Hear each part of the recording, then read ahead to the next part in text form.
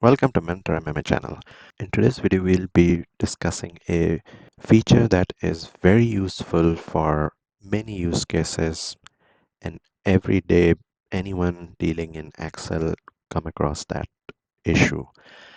Now, let's quickly look at what the use case is. For example, if you have a Excel sheet like this, which has a lot of data, generally people who are dealing with Excel sheets, they understand that you can have lots of rows in or columns in your Excel sheet. So what happens is that when you start scrolling on your Excel sheet, you lose context of your data. For example, if you scroll to the right, your data in first column, you don't have any context to that data, that what date this item was sold. If you have reached to the end of the Excel sheet, you won't know the date and you have to scroll back all the time. That's pretty painful. uh, to solve this, there is a very good feature in Excel that you can make use of, and you can also see other columns on top of your on your Excel sheet. So this is our topic for today, and let's quickly jump into it.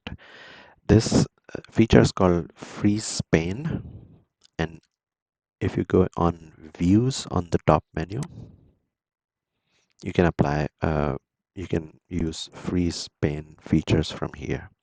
What it does is there are a couple of options. The most simplest one are freeze first column, freeze first row. So with that, only first column or first row will get frozen. You can make use of them if that fits to your purpose. It's just clicking on it and then it will freeze first row or first column. However, there is a third option which is called freeze panes. With that, you can freeze number of columns and number of rows as you wish. So for example, if you want to freeze all these rows and one of this column, in that case, this is where you want your freezing to start. So you will click within that cell beyond which you want to freeze your panes, and then click on freeze panes and freeze panes. That's it.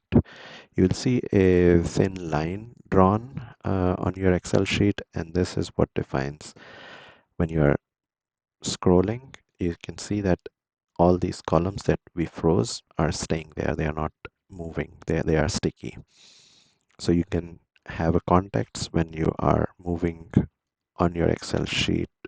Your frozen columns are always there so that you are not losing the context, and it's easier for you to handle that Excel sheet data.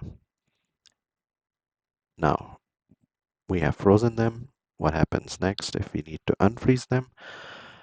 Again, you just simply go here and say unfreeze panes. And even if it was frozen first row or first column, you can also unfreeze those just the same way. You come here and you unfreeze them. So this was our quick video on how to use freeze panes in Excel. If you like our content, please subscribe our channel and give a thumbs up.